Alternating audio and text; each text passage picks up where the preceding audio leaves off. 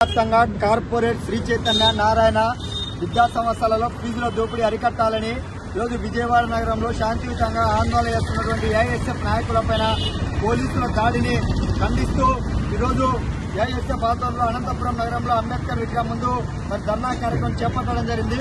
ప్రధానంగా ఈ రాష్ట్రంలో కార్పొరేట్ విద్యా సంస్థలు పూర్తిగా ఎన్డీఏ ప్రభుత్వంలో ఉన్నటువంటి ప్రజాప్రతినిధులే విద్యా సంస్థలకు యాజమాన్యంగా ఉన్నారు. మన శ్రీ చైతన్య విద్యా సంస్థలు మన ప్రభుత్వాన్ని, నారాయణ విద్యా సంస్థలు మన ప్రభుత్వాన్ని, ఎస్ఆర్ విద్యా సంస్థలు మన ప్రభుత్వాన్ని, భాష్యం విద్యా సంస్థలు మన ప్రభుత్వాన్ని, ఇలా కార్పొరేట్ విద్యా సంస్థలు ఏ విద్యా సంస్థలు చూసుకున్నా కూడా అధికారంలో ఉన్నటువంటి ఎన్డీఏ ప్రభుత్వానికి ఉన్నటువంటి యాజమాన్యులే మరి విద్యా సంస్థల యాజమాన్యులుగా ఉన్నారు.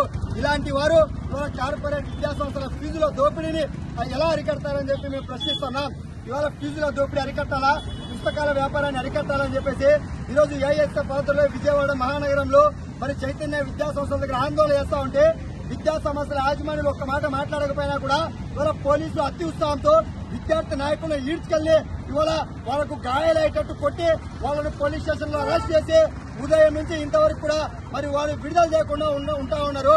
ఇవాళ పోలీసులు వాళ్ళ ఉద్యోగం చేయకుండా విద్యా సంస్థల కాపలాగా ఉన్నటువంటి పద్ధతుల్లో కనీసం విద్యా సంస్థల యాజమాన్యులు కేసులు పెట్టారా, లేదంటే వాళ్ళు ఏమైనా అనుమతి ఇచ్చారా, లేదంటే వాళ్ళు ఏమైనా మీకు కంప్లైంట్ చేస్తారని కాకుండా విద్యార్థులు కనీసం అక్కడికి వెళ్లి ధర్నా చేస్తే ప్రశ్నిస్తేనే వాళ్ళ విద్యా సంస్థలకు లేదంటే విద్యాశాఖ అధికారుల కంటే పోలీసులే ముందస్తుగా వచ్చి వాళ్ళకు కాపలాగా వేస్తున్నారు.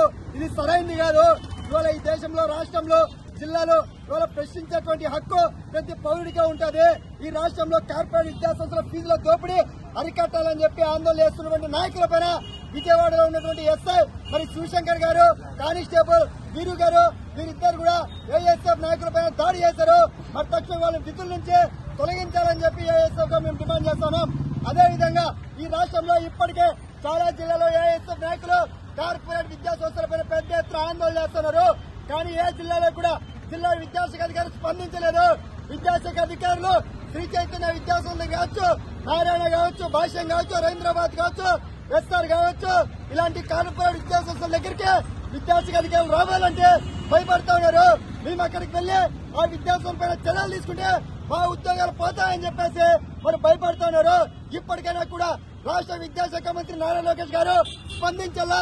ఏదైతే గత ప్రభుత్వంలో ఉన్నటువంటి ఫీజు నియంత్రణ చట్టాన్ని తీసుకురావాలా, ఫీజు నియంత్రణ చట్టాన్ని కింద స్థాయిలో జిల్లా విద్యాశాఖ అధికారులు పటిష్టంగా అమలు చేసేందుకు మీరు వాళ్ళకు ఫ్రీ హ్యాండ్స్ గా ఇవ్వాలని చెప్పి ఏఐఎస్ఎఫ్ గా డిమాండ్ చేస్తున్నాం.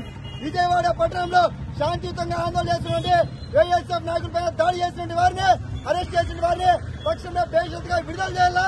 అదేవిధంగా ఎవరైతే దాడి చేస్తారో ఆ పోలీసులు సస్పెండ్ చేయాలి.